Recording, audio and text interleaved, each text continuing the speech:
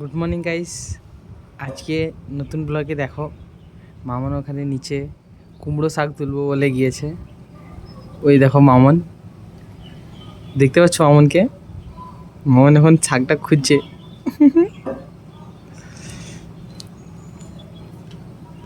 আমি আজকে মামনকে বলেছি আমি যাব না, তুমি যাও। মামন গেছে আজকে শাক আনতে। কোথায় সেই ওইখানে, কত দূরে। ইস, কোথায় সে আমাদের কোয়ার্টার্স থেকে নিচে ওই দিকে হয়েছে, এইখানে গেছে মামুন।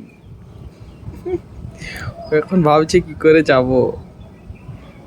বেচারি কোথায় সেইখানে শাক আছে। দেখো আজকে মামুনের কুমড়ো শাক তুলতে যাওয়া। এই যে পেয়ে গেছে শাক।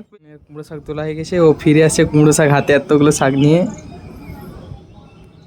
চলো অপেক্ষা করা যাক মামন আসুক, তারপর তোমাদেরকে দেখো মামন চলে এসছে। আজকে শাক কোড়ানো হয়ে গেছে মামনের। কত শাক নিয়ে এসছে মামন আজকে।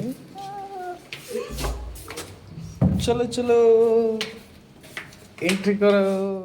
গাইজ দেখো ফাইনালি মামন কুমড়ো শাক নিয়ে চলে এসছে রুমে। এই কুমড়ো শাক দিয়ে ও ডাটা বানাবে, আর এই কচি কচি কুমড়ো শাক খাওয়া হবে, বেশ সুন্দর তরকারি হবে। তোমাদেরকে কুমড়ো শাকের রেসিপি বানিয়ে দেখাবো।